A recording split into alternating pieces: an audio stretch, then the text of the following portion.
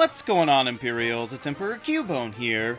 They say a hero is only as good as his villain, and while I don't necessarily agree, I have never been more happy for that to be wrong than with Pokémon, because their antagonists are all over the place. For multiple decades now, Pokémon games have predictably been plagued by what is commonly referred to as an evil team. Now, their exploits can range from mild mischief to attempted universal domination, but what exactly makes a good evil team can vary. Are we talking about how good they are at their job, or how prominently they provide a challenge, or maybe just how memorable they are?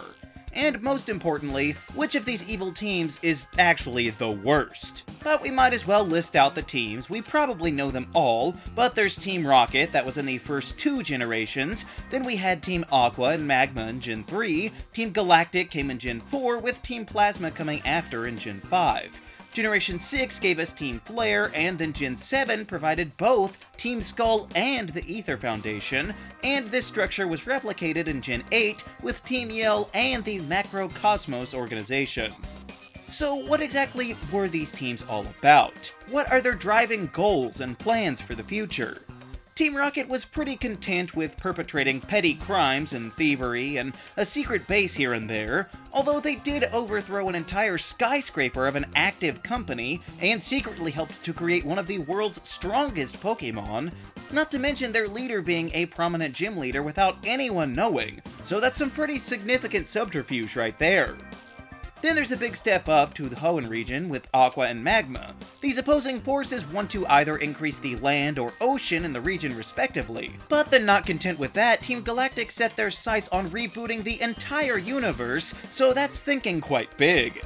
A little different with Team Plasma, things were scaled back down with the concerns for using Pokémon as weapons of war. At least that's what the foot soldiers were told. It didn't exactly line up with the plans of those at the top. Then Team Flare wanted to use the ultimate weapon for beauty or something, and then Team Skull was just kind of a bunch of misfits hanging around and doing mild pranks and vaguely disrupting island trials. However, the Aether Foundation has a bit more going on, since they were trying to open up wormholes to capture Ultra Beasts. Or maybe that was just for the top staff. It's still unclear how that matches up with their conservation goals. And then Galar had Team Yell, which was basically just a repeat of the Miscreants, down to the reveal of the real secret evil team that has more impressive means with the Macrocosmos Foundation trying to steal energy, I think. So of all of those, I think we can easily put the world-destroying plots at the top, with the sort of unusual ones in the middle, and then the petty crimes at the bottom. But plans aren't everything, and sometimes that's because the leaders don't divulge their true intentions to their underlings. So honestly, I don't know which one is more impressive. Is it better to be convincing and charismatic about your crazy ideas that you legitimately sway people to your side? Or is it more extraordinary to be able to hide just how unhinged you actually are in the first place? I lean towards saying the former makes a better leader, so most of the earlier bosses will be fairly forthright, with the duplicitous streak appearing later on. But an even bigger part of what makes an evil team is how much of a challenge they put forth, which comes from not only how often you face them in the story, but how difficult they are to beat during those times. Team Rocket is huge in this regard. Even if their aspirations aren't astronomical, they put up quite a fight, needing to battle tons of grunts throughout the Silphco and Pokemon Tower, and the secret hideout in the Game Corner. And even more impressively, they somehow seem just as pernicious in Johto, with presumably fewer resources, having a massive presence at the Slowpoke Well in Mahogany Town, and taking over the entire radio tower. And that scheme almost got pulled off too. And of course, let us not forget the fact that Rainbow Rocket exists, making them probably the most impressive out of any evil team to date. Aqua and Magma were similar in their persistence, stealing the Devon parts, taking over the museum and the Weather Institute and Mount Pyre, having massive hideouts, and stealing a whole submarine just to awaken a legendary Pokemon. And they did it too! Team Galactic boasted a hearty presence in seizing the Valley Windworks and detonating a bomb that destroyed Lake Valor, not to mention the overt business buildings in multiple prominent cities in the region, so they're clearly not scared of getting found out. Team Plasma is a little like Team Rocket, and they had two distinct iterations, but I'm not sure that they pull it off quite the same. N seems to act more like a rival, and is really just sort of a red herring in that he actually believes in the cause. But I still can't tell whether most of the grunts were in on the real plan or not, because they ultimately create a giant castle to rule from and overthrow the Elite Four, and the grunts just seem down with that. So that doesn't really seem to line up with a liberation effort. As far as Gen 7 and 8, the evil team structure is by far the weakest. Sure, Po Town has Team Skull large and in charge, but they seem almost confined to that spot, only showing up sporadically with one or two Pokemon and then vanishing just as quickly. And that is not helped at all by the fact that they have to share the spotlight with another organization that puts their rinky-dink outfit to shame, meaning that neither one feel like a full antagonist. And then they did that again in Galar with even less returns, since the Macrocosmos are almost non-existent, and Team Yell are in an even pettier bracket of crime, to the point where you could really only arrest them for disturbing the peace in most cases. But as you might have noticed in the grand scheme of the franchise, I did skip one of these, and that's because Team Flare is somehow even less threatening than all the rest. I can really only think of a few times that you even see them. There's the Glittering Cave, the Pokeball Factory, the Power Plant, and then in their own lair, I guess. I don't know if I'm just forgetting their presence, but memorability is a huge part of what makes a good evil team in the first place, and Team Flare by far falls flat on that front much more than any other team. Speaking of memorability, you might recall the crazed scientist guy as part of the team, but did you remember what their admins even looked like at all?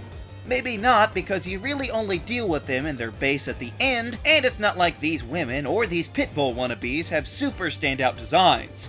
And they're all overshadowed by the fact that this facility is where you meet AZ to tell you all about the plot of the game.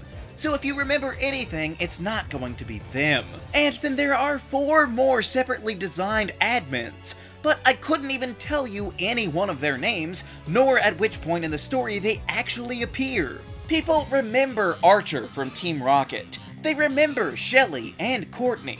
They remember Jupiter and Team Galactic, and they remember Colress, or at the very least, the Sages from Team Plasma. Plumeria from Team Skull has way more clout than the random 4 cyberpunk chicks that Team Flare has for no discernible reason. Flare seems to be an accurate name since they come across with all style and no substance, showing off many flashy costumes instead of creating 1 or 2 substantive characters that actually make an impact on you. Now, I will say, Lysander is a pretty decent villain as the boss. I'm still not sure how killing everything makes the world more beautiful, but he does seem truly devoted to his ideas. The problem is this story thread seems narrowly connected to the rest of the game, if at all. The main crux of X and Y seems to be Mega Evolution, and the only real tie-in that it has for Team Flare is the fact that the ultimate weapon was written in to explain it in the first place. It's not like they were trying to steal Mega Stones or whatever. Lysander would have wanted to destroy the world whether they had Megas or not. So without anything really tying them to the rest of Kalos, they are probably least connected to their region out of any evil team there is. I mean, just think about it. How did they even get a hold of the legendary Pokemon in the first place? How did they even learn about it? Did AZ tell them? Because he knows about the ultimate weapon, not so much the legendary trio for the region.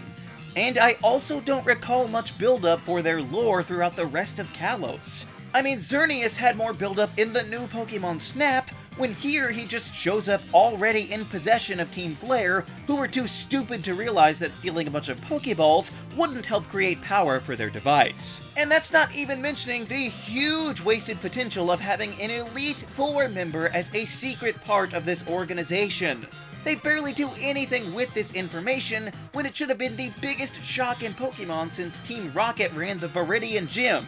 But no, let's just ignore it, I guess. The famous newscaster woman, who's one of the strongest Pokemon masters in the region, was in on the plot to ruin the world because of infinite beauty or whatever, but hey, let's just go play with Looker instead.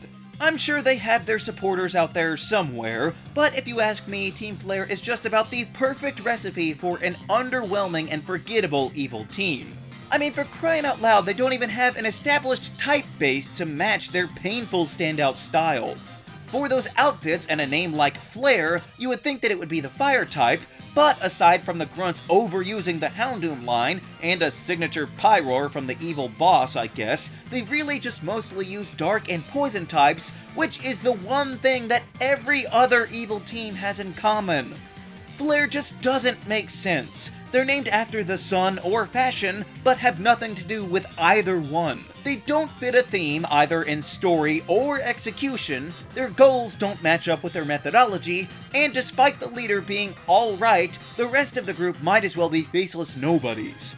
It's pretty bad when an unidentified rocket grunt has more personality than the entire team that you're fighting. And despite being the last true classic evil team with an organized structure that we could register from the beginning, they somehow rank lower than a bunch of random football hooligans. No wonder they keep trying to upcharge people $5 million a pop just to join their organization. But which evil team is your least favorite in Pokémon?